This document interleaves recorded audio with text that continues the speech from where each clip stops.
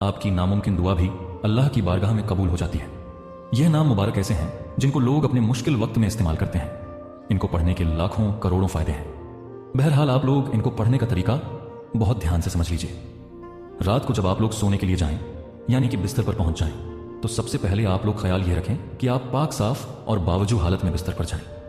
इन नाम मुबारक को आप लोग ईशा की नमाज के बाद भी पढ़ सकते हैं, यानी कि इस वजीफे को ईशा की नमाज के बाद भी किया जा सकता है।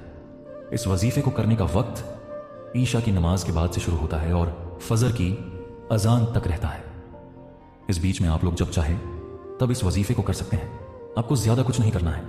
अगर आप ईशा की नमाज के बाद इस वजीफे को करना चाहते हैं तो आप ईशा की नमाज के फौरन बाद, अगर आपके पास उस टाइम पर वक्त नहीं है तो आप अपने बिस्तर पर बैठकर या लेट कर इस वजीफे को कर सकते हैं। लेकिन वजीफा करने से पहले आपको इस वजीफे पर यकीन करना पड़ेगा, यानी कि आप लोग अल्लाह पाक का जिक्र कर रहे हैं और अल्लाह पाक आपकी दुआओं को कबूल फरमाएगा।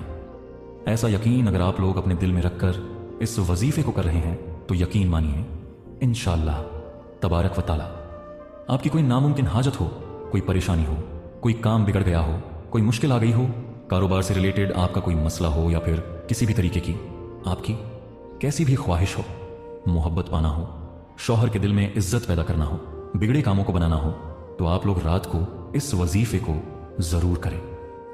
इस वजीफे को करने का कोई दिन मुकर्रर नहीं है। किसी भी दिन आप लोग इस वजीफे को कर सकते हैं। तो आप लोग जब अपने बिस्तर पर पहुंच जाएं तो ख्याल रखें इस वजीफे को करते वक्त आपको किसी से भी बात नहीं करनी है, यानी कि जितनी देर भी आप लोग इस वजीफे को करेंगे उतनी देर आपका खामोश रहना जरूरी है। पूरा यकीन और पूरा ध्यान आपका वजीफे की तरफ होना चाहिए। सारी चीजों को आप लोग साइड कर दीजिए। बिस्तर पर आप लोग तस्बीह लेकर बैठ जाइए। सबसे पहले आप लोगों को 3 मरतबा शुरू में दुरूद पाक पढ़ना है। दुरूद पाक जो भी आपके याद हो आप पढ़ सकते हैं। उसके बाद यह 2 अल्लाह पाक के नाम मुबारक बहुत ध्यान से सुनिए। हो सके तो नोट करके रख लेना, या मुजीबू या वहाबू या मुजीबू या वहाबू या मुजीबू या वहाबू। बिल्कुल इस तरीके से आपको 100 मरतबा यानी कि पूरी एक तस्बीह पढ़ना है। किस तरीके से ध्यान से सुन लो, कंफ्यूज्ड मत होना। या मुजीबू या वहाबू ये 1 बार हो गया, या मुजीबू या वहाबू ये 2 बार हो गया, या मुजीबू या वहाबू ये 3 बार हो गया। बिल्कुल इस तरीके से ये दोनों नामों को मिलाकर आप लोग 100 मरतबा पढ़ें। उसके बाद एक आयत करीमा ला इलाहा इल्ला अंता सुभान कन्नी कुतु मिन जालिमीन। इस आयत करीमा को 33 मरतबा यानी कि 33 टाइम पढ़ें और 3 बार आखिर में दुरूद पाक पढ़ लें। वही दुरूद पाक जो आपने शुरू में पढ़ा था।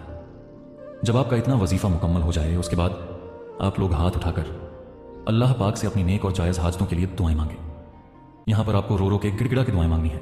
अगर रोना ना भी आए तो रोने जैसी शक्ल बनाकर अल्लाह पाक से दुआएं मांगे। यकीन मानिए